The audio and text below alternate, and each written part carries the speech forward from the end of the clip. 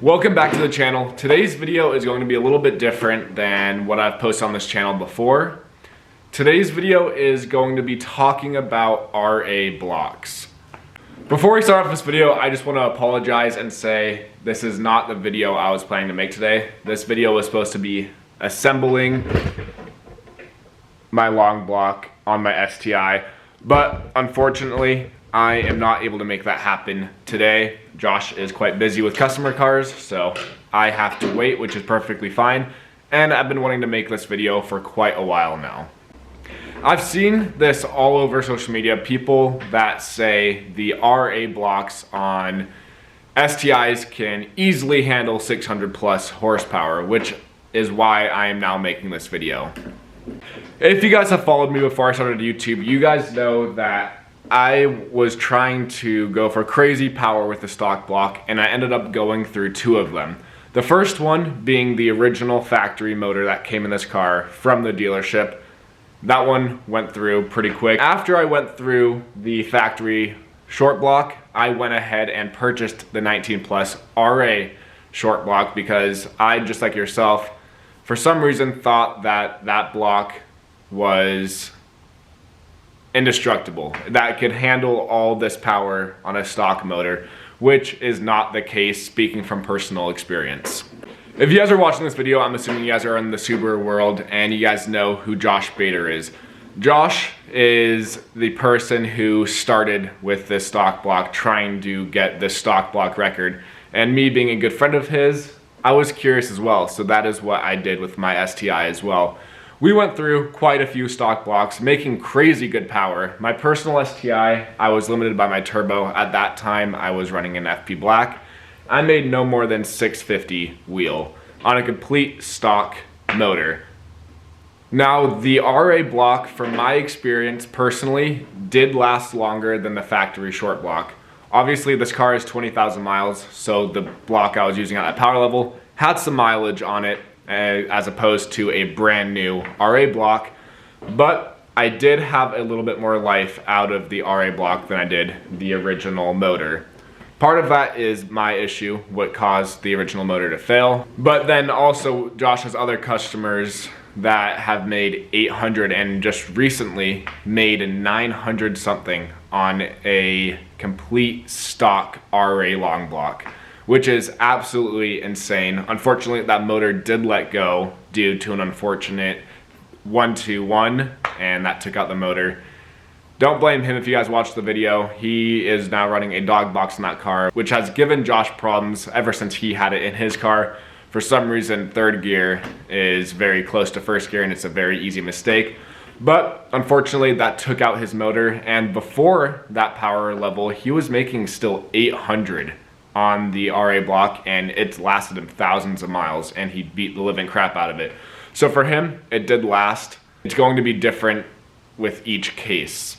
Obviously, a good tuner is quite important when doing any build, no matter what the motor is. Having a good tuner will keep the longevity of your motor. That's just a given. And then it also comes down to the driver. A lot of the Subaru drivers and people I see posting in group chats with their motor blowing, with a video, whatnot, 90% of the times it comes down to user error and how they treat the car. Josh has this saying, which I like and go by: if you treat it like a race car, it's going to last you. As opposed to if you treat it as a street car and you just beat the living crap out of it, it's going to give a lot sooner than if you were to take care of the car. For people that have the assumption that they're not going to get a built motor and they're just going to go spend I think $1,800 is what you can buy a RA short block from, depending on where you buy it. People I see are saying that they're just going to buy an RA block as opposed to buying a built block or a simple rod piston motor, and I think that's just absolutely ridiculous and a complete waste of money.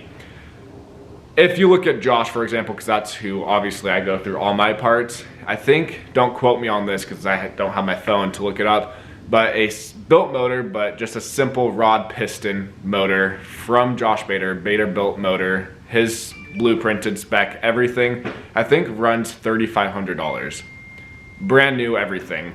and you can go get a RA short block. It's probably gonna be around $2,200 freight shipped to your house. So when you think about it like that, it's worth spending the extra $1,000, $1,500 to buy an actual built block as opposed to just throwing in another OEM factory block. People are always wondering what the limit is with the RA block, and I see people commenting on people's posts all over TikTok and Instagram and whatnot saying, and the consensus seems to be 600 is a very safe conservative number is what I see people posting. And I personally don't like to ever put a number out there and say it is a safe number. It comes down to, there's a million different factors that play into how long your motor will last. And honestly, the biggest one is the owner and how they maintain their car, how they drive their car. It just comes down to the actual owner itself. But the second biggest thing is finding yourself a good tuner in your local area, or make the trip out to go get a proper tune on your car. That alone is going to keep your motor together, especially if you're going to get tuned. Normally, tuners will, they do more of a conservative map on the car, unless you say, I do not care if this motor blows up, give me all the power in the world, which I know Josh likes to do, especially with us, but we're also good friends and I don't personally care. So if you ask your tuner for the moon tune, they're going to tell you the risks and say it may not last. It could last X amount of time, it could last 10,000 miles. There's a range of mileage, it just comes down to how you take care of it. But what I would say and what I would feel comfortable with if I was to put this car back to a stock motor and wanted to still make some good power, I would leave it right at the 500 wheel mark. There's a lot of different factors that can go into helping keep a stock motor alive as well. Normally, a larger turbo is going to help. The main reason for that is the power will kick in later on. So tuners tend to ramp in the power, and it keeps the power from the low to mid range reduced. It can ramp the power in more smoothly, so it's not just an instant power on a stock motor. Especially what Josh does with his stock motors is he'll put normally a larger turbo on there for the power level. Just like what I'm doing with my Honda, if you guys have stayed in tune with what I'm doing with the Honda has a 7675 precision turbo on there, which is way bigger than I need. It's only on 28 pounds as well. But since it is such a bigger turbo and the power comes in later, it's a more smooth progression of power instead of just instant. That was my issue with the FP Black that I ran when I took out the first motor. It was my fault, but as I was learning, that's what I learned to build Subaru stuff with, and I forgot to zip tie the wastegate line, and it shot off while we were tuning, and car instantly saw boost, just max the turbo out, and instantly rod knocked on me. But I will show you guys, I have a couple bins of I like to call the Subaru graveyard. These are my two stock motors that I took out. Excuse the poor lighting back at the back of the shop, but here is my first motor I took out. Nothing fancy. What ended up happening was I spun a bearing. I'm not quite sure what bearing it is. I don't want to find it. But that was the result of the wastegate line popping off and seeing, I think it was like 40 pounds at such a low RPM, rod knocked on us. So that was motor number one. This is the factory motor that came in the car. Motor number two, I'm not quite sure where the case halves are, but I have the failing point here, which was in the piston. I'll have to find which piston it is in here, but I'll show you guys the result of pushing power on a stock motor. And I found the lucky piston. As you guys can see, the piston looks completely normal, and then here is the failing point. So this motor ended up breaking a piston, which obviously led to like no compression in this cylinder, which then I went ahead and pulled the motor. That is the piston out of my RA block. I think I had about 400 miles on that short block, making 650. We did beat quite the living crap out of this block. My car was the test dummy for Josh's anti-lag when he was doing that on Cobb. So we beat the crap out of this doing a lot of testing, and that is why the motor only lasted as long as it did. But one night, I'll throw in some clips throughout this video too of my car making different dyno days, making the 600 horsepower on the stock motor. I'll throw all those different clips in for you guys. But unfortunately, we were on the dyno one night trying to break 750, I think it was, and my car started idle surging. As you guys know, it's pretty common with Subarus. You'll see if it's like cold and whatnot, but if I can try to find a clip for you guys, it was doing it quite extensively, almost to the point where the car would shut off. So I went home and I think I did a compression test is what it was and showed no compression. I believe it was cylinder 2. Pulled the motor apart, separated the case halves, and saw that the piston was broken. But that leads me to what the failing points are and the limiting factors with the stock motors. The reason I always recommend getting a built block from like Josh Bader, Bader Built Racing, is because when they go to build a block, they do the blueprinting and they have all their clearances for it. Factory blocks tend to have very tight clearances, and that is the reason why this motor got taken out, was due to the very, very tight clearances. Normally, it's not so much a rod issue. That is why a good tuner will ramp in the power, so it's not as harsh and instant on it. But the main failing point is going to be the clearances on the piston rings. So they tend to be very tight, and that's a failing point when you start going for X amount of power.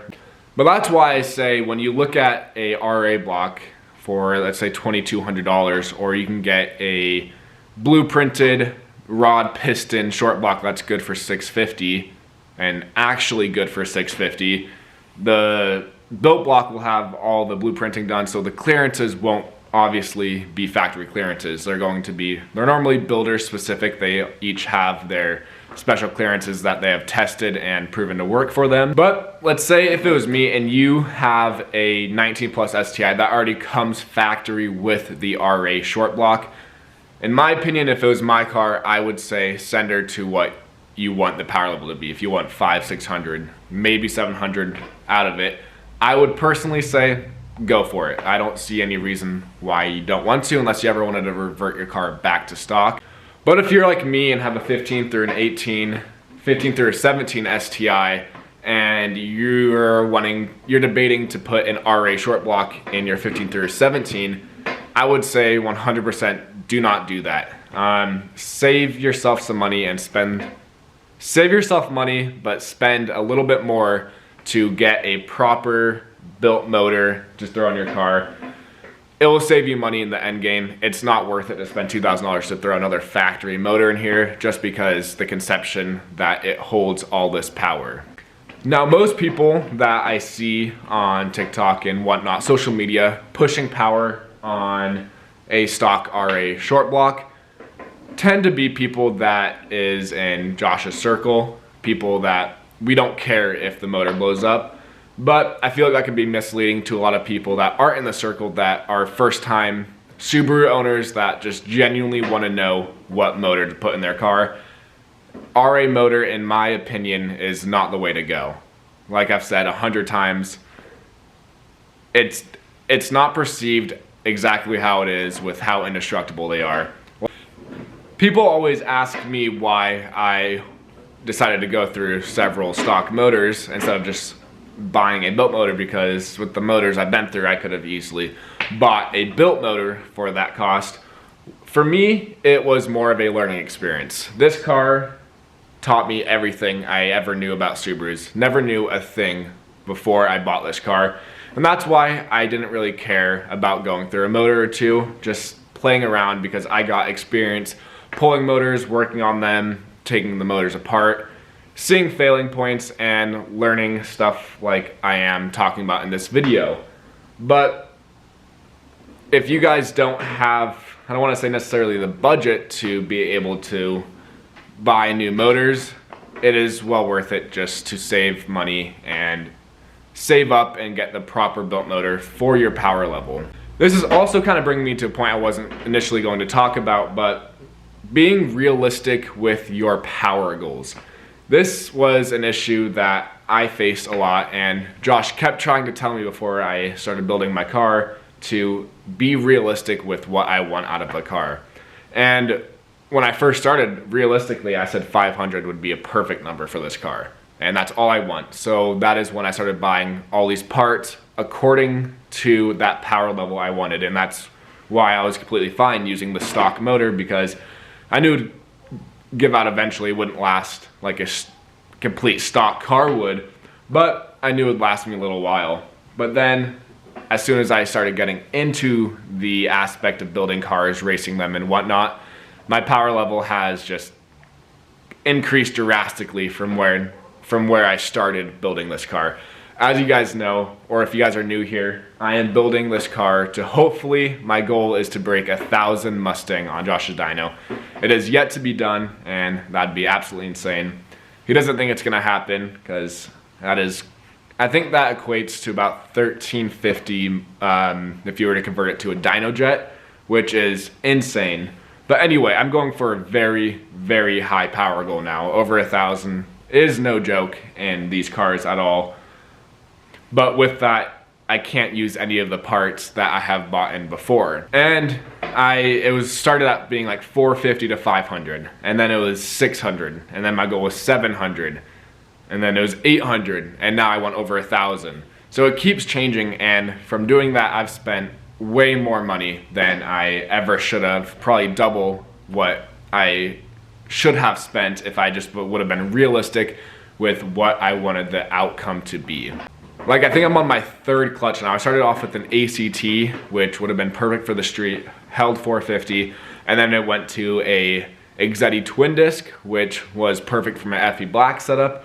But then now that I'm going for 1,000 plus, obviously the twin disc is not gonna be powerful enough or strong enough, so I just recently ordered and received my Exetti triple disc, which should be perfect for what I need right now.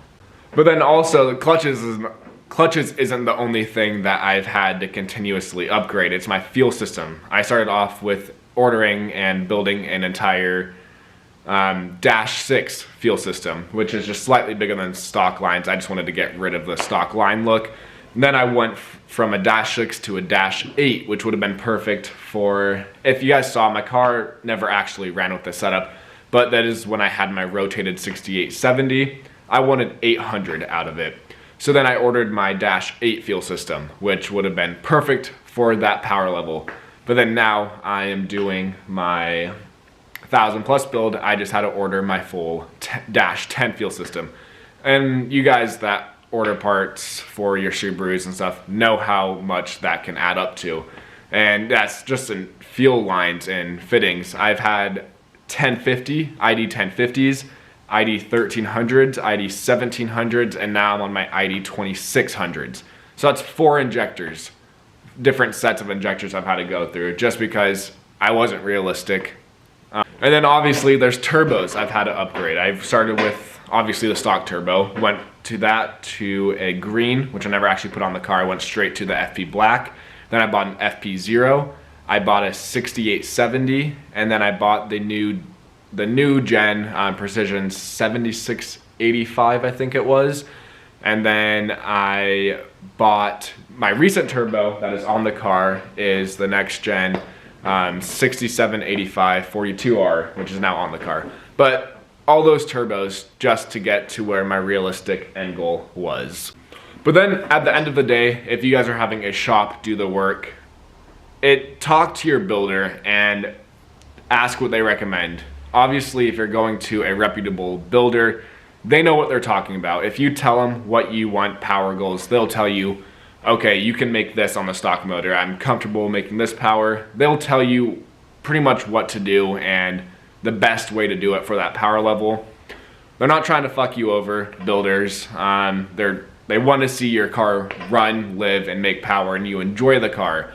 So listen to your builders and take their advice. And sometimes the sad truth is maybe you can't afford to do exactly what you want to do right then. But if that happens, either save up a little bit or dumb down the power level or the build on the car a little bit until you're able to afford the next thing. But I guess my answer to today's video, I think the title is going to be how much power can a stock motor hold. I would say my number in my personal experience seeing other cars, 5 to 550 wheel. I think that is the perfect number to have on the stock motor RA block.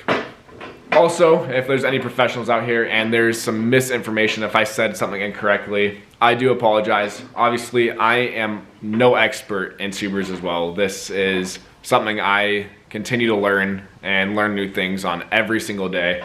But I'm just explaining my personal experience and explaining people's experiences that I know that have also done what I have done.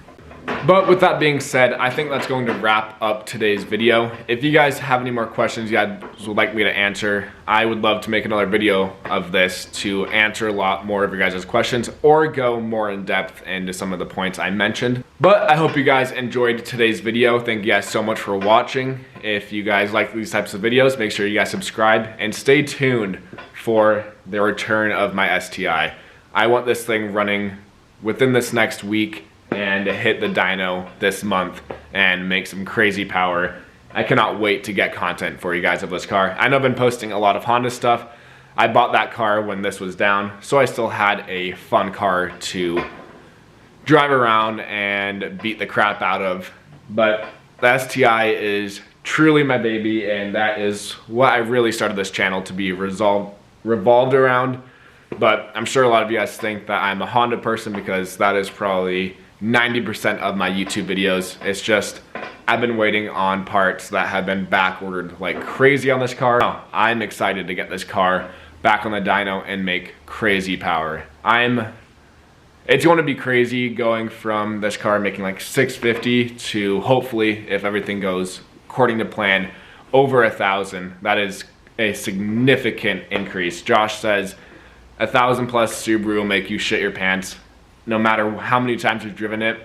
My thing is, the reason why I also kept jumping power goals is it gets slow.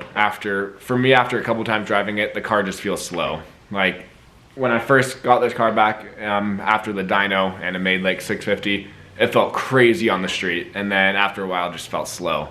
But Josh is telling me once this car is done, it will scare the shit out of me every single time I drive it. So I'm hoping that's the case, and with that being said, I will see you guys in the next video.